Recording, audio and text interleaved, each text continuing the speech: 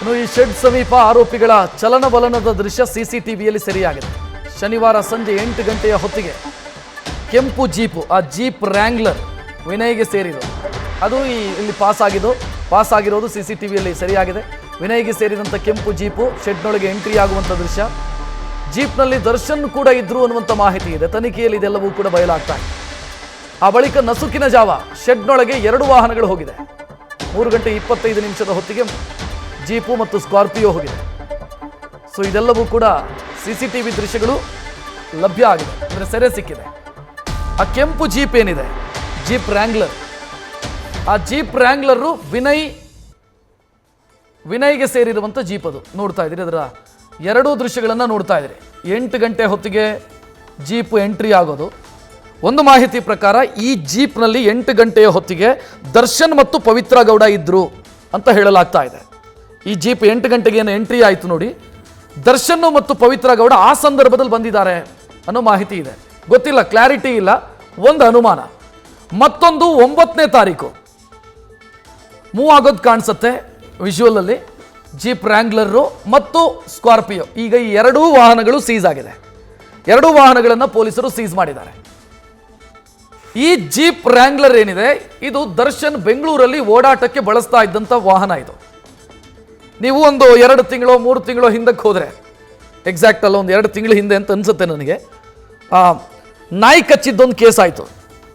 ನಾಯಿ ಕಚ್ಚಿದಂಥ ಕೇಸಿಗೆ ದರ್ಶನ್ ಸ್ಟೇಷನ್ಗೆ ಬರಬೇಕಾಯಿತು, RR ನಗರ station. ಆಗ ಇದೇ ಗಾಡಿಯಲ್ಲಿ ಬಂದಿರೋದು, ಇದೇ ವಾಹನದಲ್ಲಿ ಬಂದಿರೋದು ಅವರು. ಸೊ ಅವರು ಈ ವಾಹನವನ್ನು ಅವ್ರು ಬಳಸ್ತಾ ಇದ್ರು ಓಡಾಟಕ್ಕೆ ಅನ್ನೋದಕ್ಕೆ ಆಗ ನಮಗೆ ಆ ಪ್ರೂಫ್ ಇದೆ, ಓಡಾಡ್ತಾ ಇದ್ರು. ಎಸ್, ಇನ್ನು ಈಗೊಂದು ಅಪ್ಡೇಟ್ ಸಿಕ್ತು.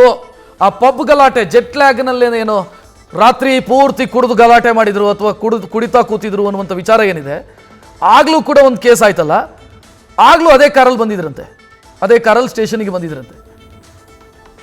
ಸೊ ಆ ಕಾರನ್ನು ಅವರು ನಿರಂತರವಾಗಿ ತಮ್ಮ ಓಡಾಟಕ್ಕೆ ಬಳಸ್ತಾ ಇದ್ರು. ಜೀಪ್ ರ್ಯಾಂಗ್ಲರು 85ರಿಂದ 90 ಲಕ್ಷ ಮೌಲ್ಯದ ಜೀಪ್ ಅದು. ಸೊ ಅದನ್ನು ಬಳಸ್ತಾ ಇದ್ದೀವಿ. ಇನ್ನೊಂದು ಕಾರ್ ಇದೆಯಲ್ಲ, ಇನ್ನೊಂದು ನೀವು ನೋಡ್ತಾ ಇದ್ದೀರಿ, ಸ್ಕಾರ್ಪಿಯೋ. ಆ ಸ್ಕಾರ್ಪಿಯೋ ಅದು ಪ್ರದೂಷ್ ಹೆಸರಲ್ಲಿದೆ. ಪ್ರದೂಷ್ ಹೆಸರಲ್ಲಿ ರಿಜಿಸ್ಟರ್ ಆಗಿದೆ, ಅಂದರೆ second hand car, old car, ಅದು ಪ್ರದೂಷ್ ಹೆಸರಲ್ಲಿದೆ. 2 ಈಗ ಸೀಸ್ ಆಗಿದೆ, ಸ್ಟೇಷನಲ್ಲಿ ಇಟ್ಟಿದ್ದಾರೆ ಕಾರನ್ನು. ಕಾರ್ನ ಒಳಗೆ ಮದ್ಯದ ಬಾಟಲಿ ಇದೆ. ಅಂದರೆ ಈ ಕೆಂಪು ಕಾರ್ ಇದೆಯಲ್ಲ, ಕೆಂಪು ಜೀಪ್ ಇದೆಯಲ್ಲ, ಇದು ಓಡಾಡುವಂಥ ವೈನ್ ಶಾಪ್ ಆಗಿತ್ತಾ ಅಂತ ಒಂದು ಅನುಮಾನವೂ ಕೂಡ ಮೂಡ್ತಾ ಇದೆ. ನಡೆದಾಡುವಂಥ ಅಥವಾ ಸಂಚಾರಿ ವೈನ್ ಶಾಪ್ ಆಗಿತ್ತಾ ಅನ್ನೋ ಪ್ರಶ್ನೆಯೂ ಕೂಡ ಅದನ್ನು ನೋಡಿದರೆ ಮೂಡುತ್ತೆ. ಅದರಲ್ಲಿ ಬಾಟ್ಲಿದೆ, ಅಂದರೆ ಮದ್ಯದ ಬಾಟ್ಲುಗಳಿದ್ದಾವೆ. ಮತ್ತೊಂದು ಯಾವುದೋ ವ್ಯಾನಿಟಿ ಬ್ಯಾಗ್ ಒಂದಿದೆ, ಮಹಿಳೆಯೊಬ್ಬರಿಗೆ ಸೇರಿದಂಥದ್ದು. ಒಂದು ಅನುಮಾನದ ಪ್ರಕಾರ ಅದು ಪವಿತ್ರ ಗೌಡ ಅವರ ವ್ಯಾನಿಟಿ ಬ್ಯಾಗು ಅನ್ನೋ ಅನುಮಾನ ಇದೆ. ಒಂದು ಮದ್ಯದ ಬಾಟ್ಲಿ, ಮತ್ತೊಂದು ವ್ಯಾನಿಟಿ ಬ್ಯಾಗು, ಇದೆಲ್ಲವೂ ಕೂಡ ಆ ಕೆಂಪು ಕಾರಲ್ಲಿ, ಆ ಕೆಂಪು ಜೀಪಲ್ಲಿದೆ.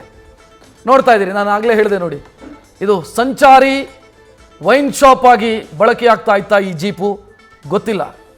ನಿರಂತರವಾಗಿ ಅದನ್ನು ದರ್ಶನ್ ಅವರು ತಮ್ಮ ಓಡಾಟಕ್ಕೆ ಬಳಸ್ತಾ ಇದ್ರು. ಒಂದು ಮದ್ಯದ ಬಾಟ್ಲು, ಪ್ಲಾಸ್ಟಿಕ್ ಕವರಲ್ಲಿ ಸುತ್ತಿರುವಂಥ ಮದ್ಯದ ಬಾಟ್ಲು ಆ ಜೀಪ್ನ ಹಿಂಬದಿ ಸೀಟ್ನಲ್ಲಿದೆ, ನೋಡ್ತಾ ಇದೆ.